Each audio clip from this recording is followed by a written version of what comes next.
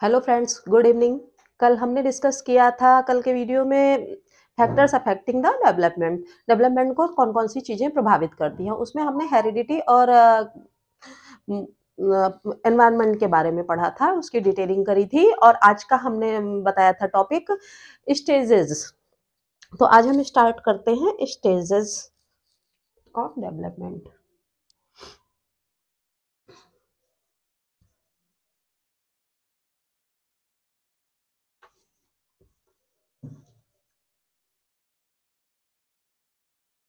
ठीक है, कौन कौन सी स्टेजेस होती हैं?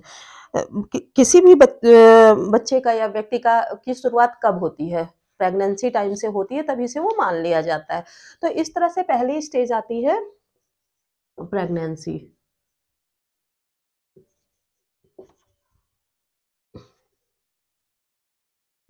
प्रेगनेंसी प्रेगनेंसी को हम कंसीव करने जब से बच्चा कंसीव करती है, तब से वो पीरियड स्टार्ट होता है और 280 दिनों तक चलता है। कितने दिनों तक चलता है? 280 दिनों का ये पीरियड होता है। ठीक है, कब से? या एक तरह से कह सकते हैं, ये कौन सा पीरियड होता है? Conception period. इसको कंसेप्शन पीरियड भी कहा जाता है, या फिर आप कह लीजिए कि प्रीनेटल पीरियड भी कहा जाता है।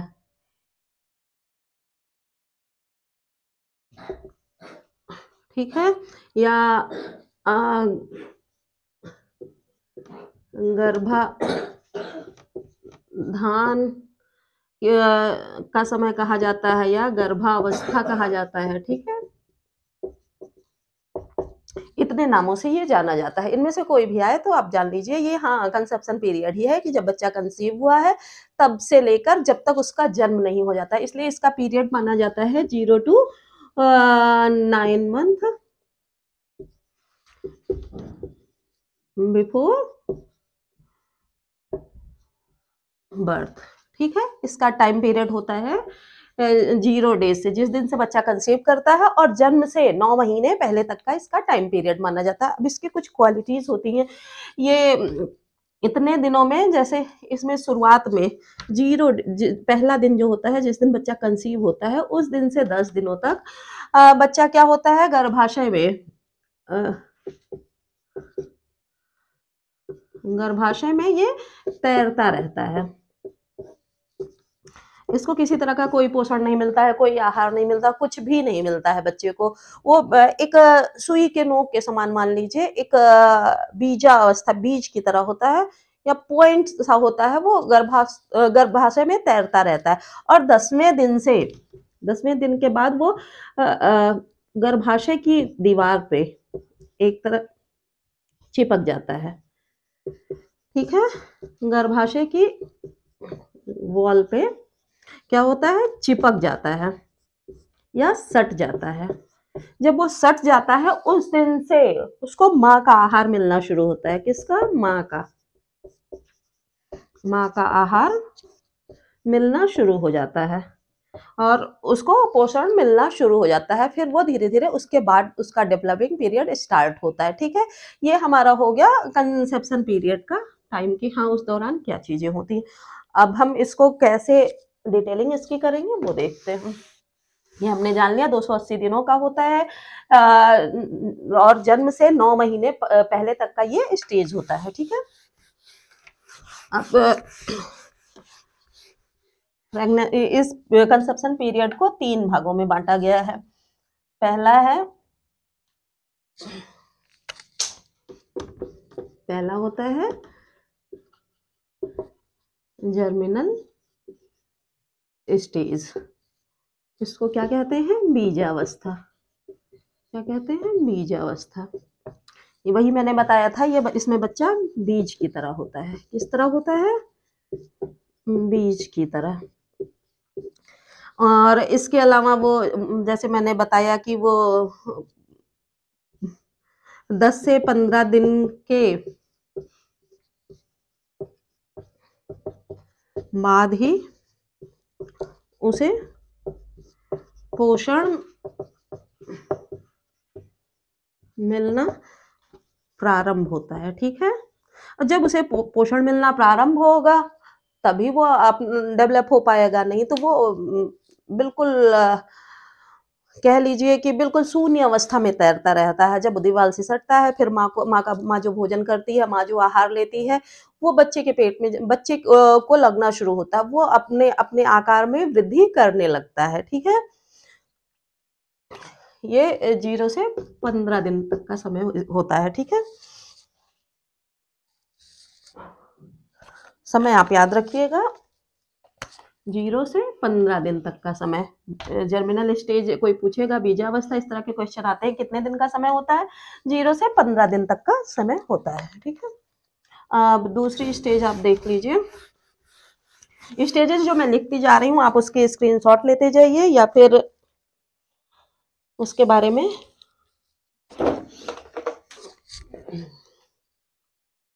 दूसरा स्टेज होता है भ्रूणावस्था।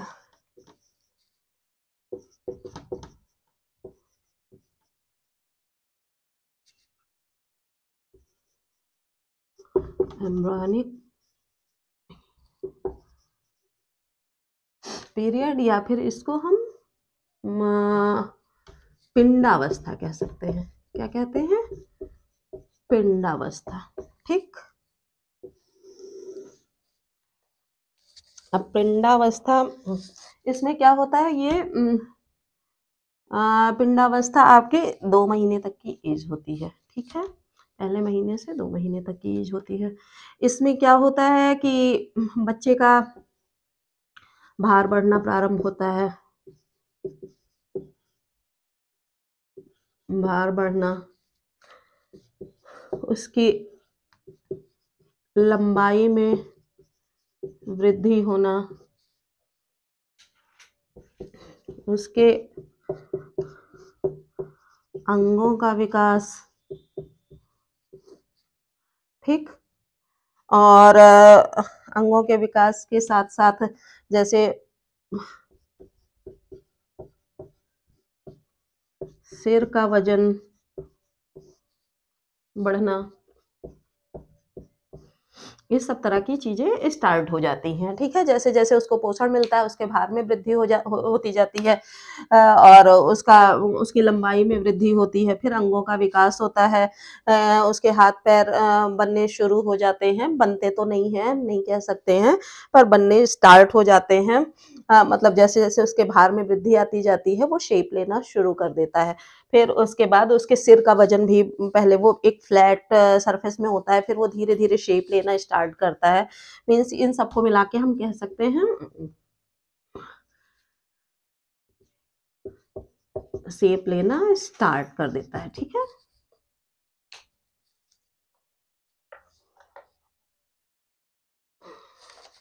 अब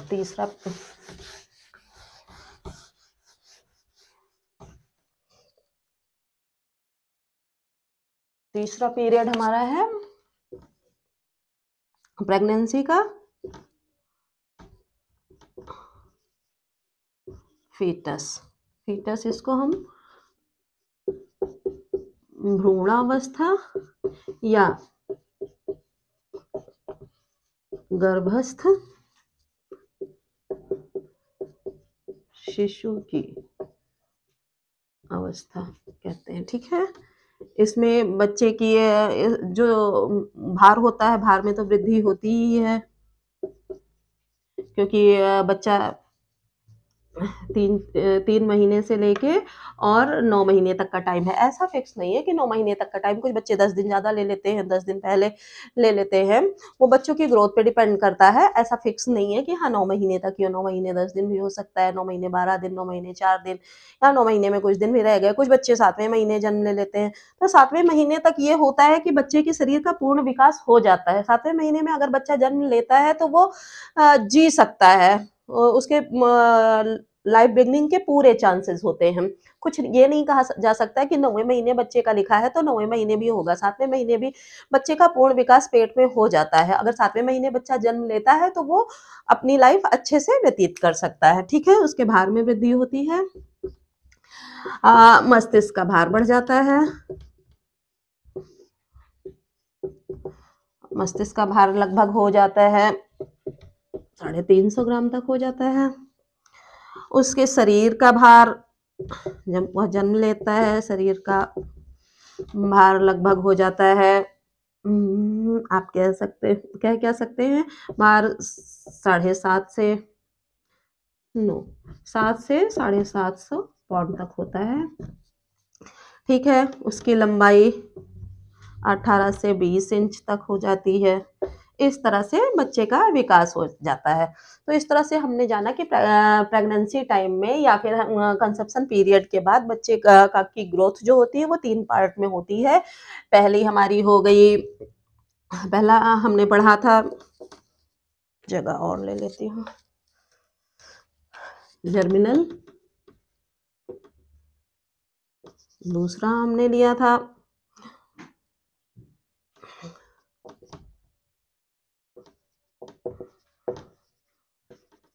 एम्ब्रियोनिक। तीसरा हमारा हो गया फीटस। ठीक है, ये तीनों पार्ट हो गए प्रेगनेंसी के। ठीक है, अब हम आगे नेक्स्ट बात करेंगे बच्चे के इन्फेंसी पीरियड की। दूसरा पीरियड हमारा क्या है? इन्फेंसी, यानी कि शैशवावस्था, जब बच्चा जन्म ले लेता है।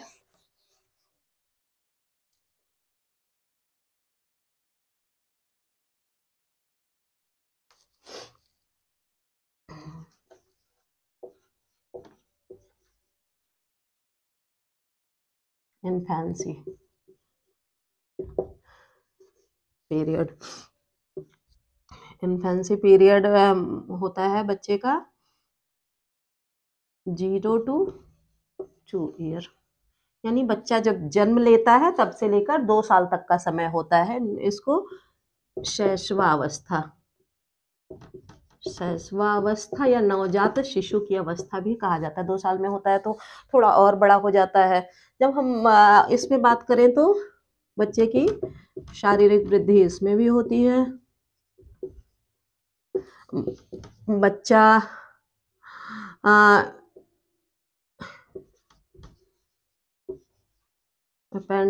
इंडिपेंडेंट होता है, किसी दूसरे पर निर्भर।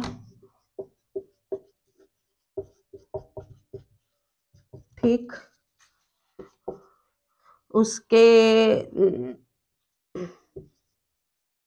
सेंसेस नहीं काम करते हैं, ज़्यादा सेंसेस यूज नहीं करता है।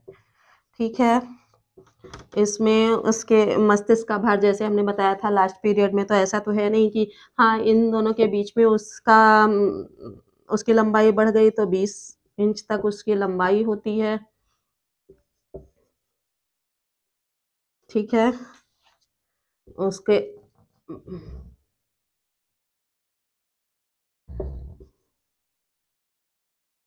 ब्रेन डेवलपमेंट उसका हो जाता है 350 ग्राम तक, और उसका वेट भी, जैसे हमने इसका वेट की बात की, ये भी उसका हो जाता है 7 to 8 पाउंड। ठीक है, इतने तरह का विकास होता है। हाँ, कुछ चीजें और इसमें बचती हैं कि बच्चा एक एक शब्द बोलना सीख जाता है। क्या इसको कह सकते हैं, 1 वर्ड इज, एक शब्द बोलता है। और क्या होता है, थोड़ी थोड़ी मांसपेशियों में, यानी मसल्स में डेवलपमेंट स्टार्ट हो जाता है। ठीक है, मैं आपको ये बताती जा रही हूँ, बाकी चीजें जो एक्सप्लेन करा रही हूँ वो उसके भी आप नोट्स बनाते चलिएगा। मांसपेशियों में विकास होना स्टार्ट हो जाता है, वो चलने लगता है, थोड़ा-सा हाथ-पाँव मारने लगता है, अपनी माँ को पहचानने लगता है, थोड़ा-थोड़ा सेंसेस यूज़ करने लगता है। 2 साल में तो बच्चे अच्छी तरह से अपनी फैमिली बैकग्राउंड को पहचानने लगते हैं। इसके साथ ही हमको बाकी चीज़ें याद करने की ज़रूरत नहीं है, थोड़ा-थोड़ा 1-2 कदम चलना सीख जाता है। पहले घुटने से हाथ-पैर फैलाता है, सर उठाना सीखता है, फिर इधर-उधर पलटने लगता है, फिर बैठने लगता है, घुटने से चलने लगता है, फिर थोड़ा-थोड़ा वो चलना सीख जाता है, 1-2 शब्द बोलना सीख जाता है। उसका भाषात्मक विकास हो जाता है, शारीरिक विकास हो जाता है, थोड़ा आस-पास की चीज़ों से वो रूबरू हो जाता है, वो पहचानने लगता है कि क्या चीज़ें मेरी हैं, क्या चीज़ें तुम्हारी हैं, अपना पराया का ज्ञान उसको होने लगता है 2 साल तक आते-आते, ठीक है? अब बच्चे में आता है चाइल्डहुड इसके बाद, जो सबसे इम्पोर्टेंट है। जब हम चाइल्डहुड की बात करें, तो चाइल्डहुड को 2 पार्ट में डिवाइड किया गया है।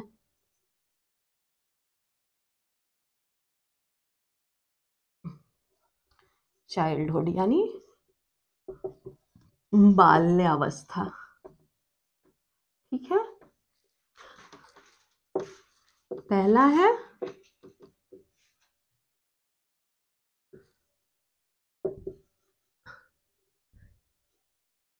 अर्ली चाइल्डहुड, ठीक है?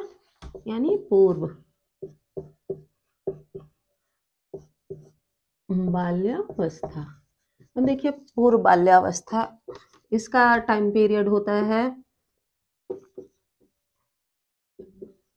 इसका टाइम पीरियड होता है 2 साल तक वो हो गया था, तो ये 3 to 6 ईयर, ठीक?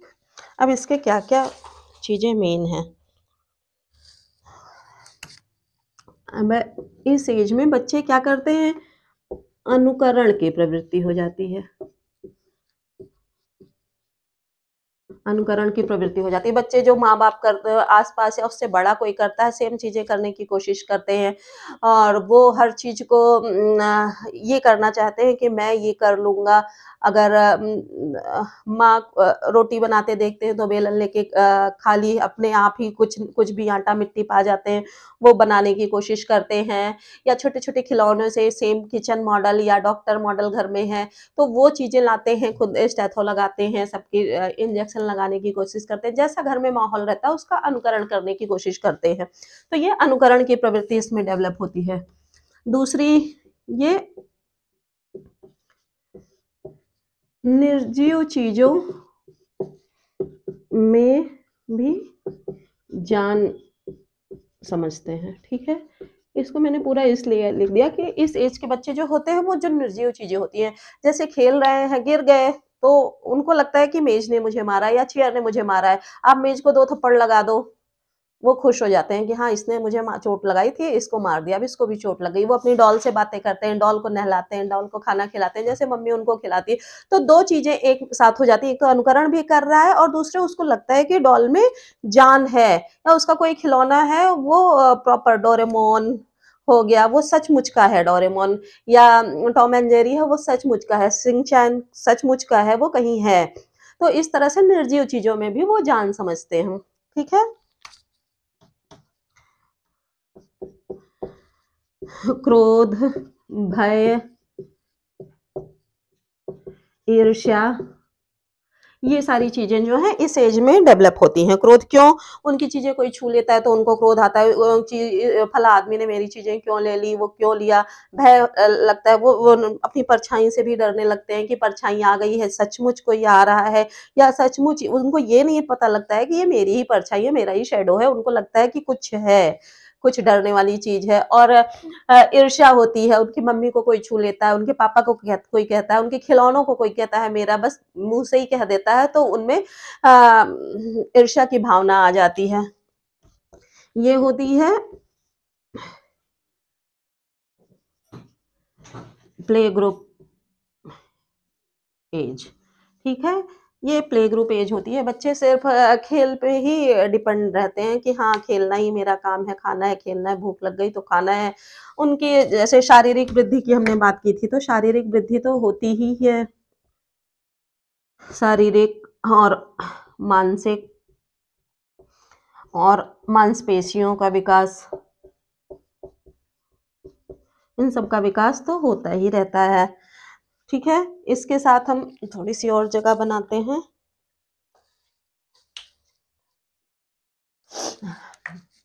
इसको मैं थोड़ा रब कर देती हूँ, आप नोट कर लीजिएगा। कुछ चीज़ें और लिखनी है।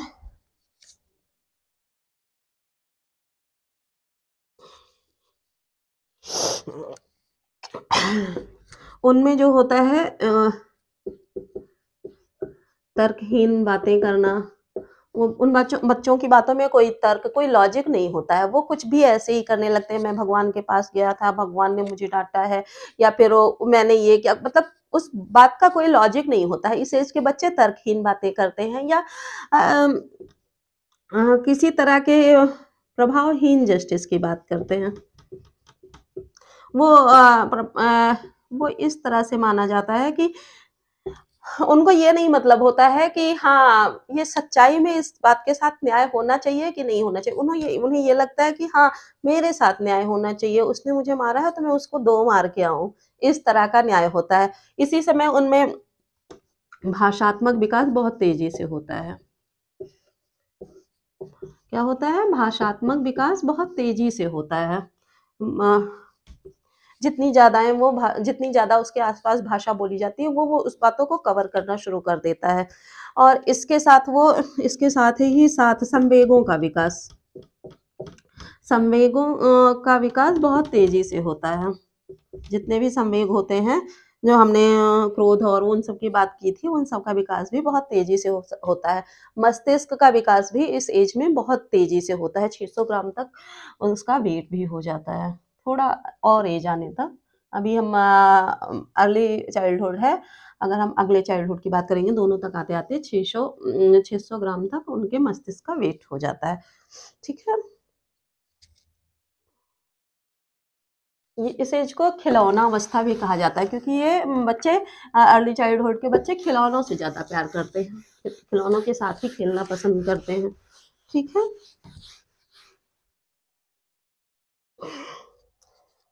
दूसरी हम बात करेंगे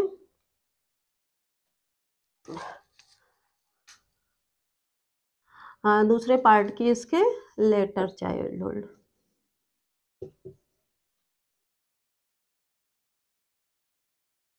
ठीक है? पश्चात बाल्य अवस्था, वो पूर्व बाल्य अवस्था थी ये।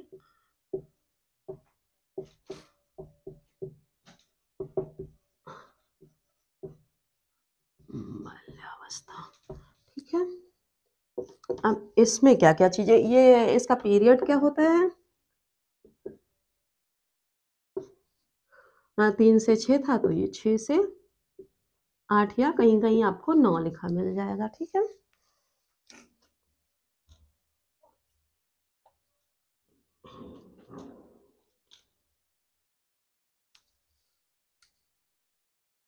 सॉरी 6 से 12 साल, 12 साल के बाद तो हम किशोरावस्था स्टार्ट कर देते हैं, हाँ। इसमें बच्चों को मिथ्या चीज़ें सच लगती हैं। मिथ्या वाचन, या फिर कह लीजिए मिथ्या चीज़ों को, गलत चीज़ों को तर्क, वो ये समझने लगते हैं कि यही सब सब कुछ है, इसी में ही सारी चीज़ें व्याप्त हैं, इससे आगे कुछ भी नहीं है। इसके अलावा उनकी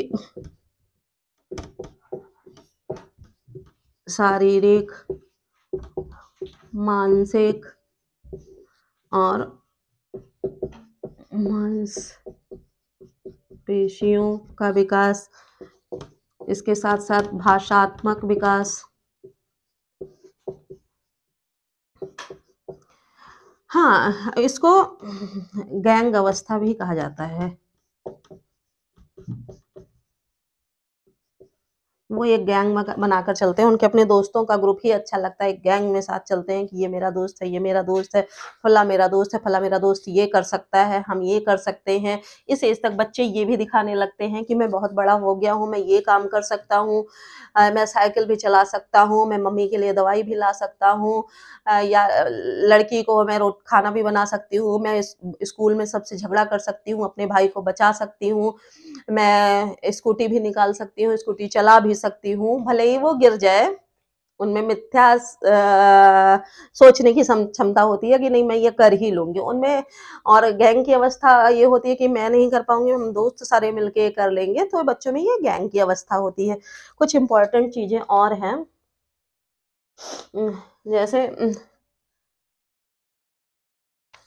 ये तो आप इम्पोर्टेंट इसलिए जान लीजिए कि गैंग की अवस्था एग्ज़ाम में आता है, मैंने पहले भी आपको बताया था।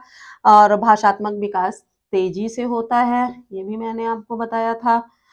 इस एज में उनकी वोकैबुलरी जो है बहुत तेज़ी से बढ़ती है, वो शब्दों को बहुत तेज़ी से सीखते हैं इस एज में आके, ठीक है? और इसके साथ ही उनमें जो संवेगों का का विकास या नेक्स्ट है सामाजिकता,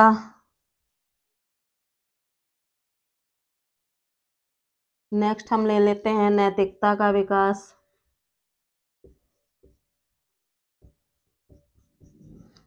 उनमें मोरल वैल्यूज़ भी आनी शुरू हो जाती हैं कि मम्मी है, मम्मी से मुझे चिल्लाना नहीं है, पापा की भी मुझे रिस्पेक्ट करनी है, जो बड़े हैं उनकी रिस्पेक्ट करनी है, छोटों को डाँट भी देना है और अपने घर के सामने अपने आप को शो ऑफ करने की भी आदत हो जाती है, अपना शो ऑफ करने लगते हैं। ज़रा-सी भी चीज़ में वो अपनी बेइज़्ज़ती समझ बैठते हैं कि अगर मम्मी ने किसी के सामने मुझे डाँट दिया तो मेरी बहुत बड़ी बेइज़्ज़ती हो गई। तो इस एज में आके वो उन चीज बच्चों में इस तरह के विकास होने लगते हैं, ठीक है? अब इतनी तरह के हमने स्टेजेस पढ़ ली हैं। अभी हमारी और स्टेजेस बचती हैं, वो नेक्स्ट के वीडियो में हम डिस्कस करेंगे। कौन-कौन सी स्टेजेस बचती हैं, वो मैं आपको बता देती हूँ। थोड़ा-सा देख लीजिए। हाँ,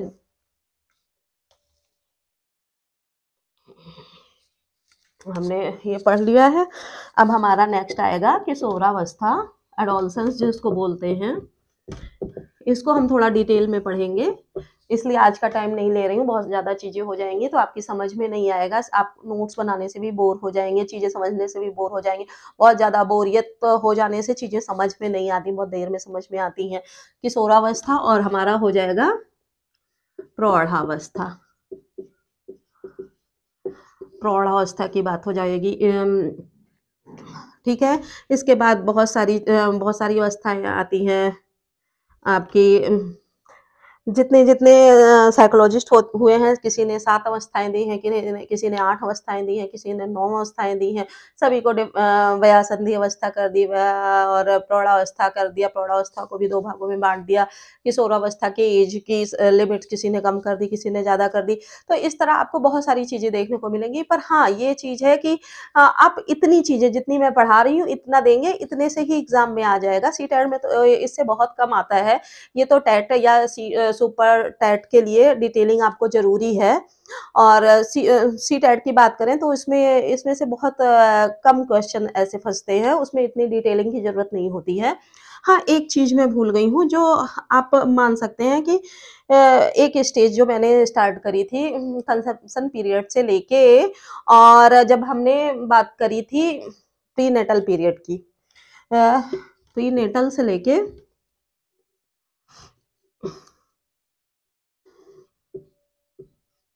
जब हमारी उसकी जन्म की स्टार्टिंग हुई थी, ठीक है? शैशवा अवस्था या नवजात शिशु की अवस्था, ठीक है? तो इन दोनों पीरियड के बीच में, ये दोनों जो पीरियड है, इन दोनों के बीच का पीरियड एक होता है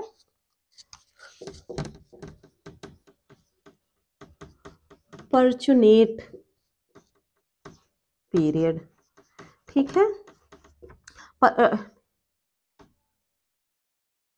पर्चुनेट पीरियड, ठीक है? ये पर्चुनेट काल इसको कहा जाता है। ये पर्चुनेट काल कहा किसको जाता है? जब बच्चा गर्भ में होता है, गर्भ से लेके जब वो जन्म लेता है, ठीक है? जन्म लेने के समय जब उसकी नाल लगी होती है बच्चे से और माँ से उसके माँ से उसकी नाल जुड़ी होती है, ये कटी नहीं होती है। तो इस काल को पर्चुनेट काल कहा जाता है, ठीक है? ये क्वेश्चन भी आया है मैं कहीं क्वेश्चन देख रही थी, वहाँ मैंने देखा था।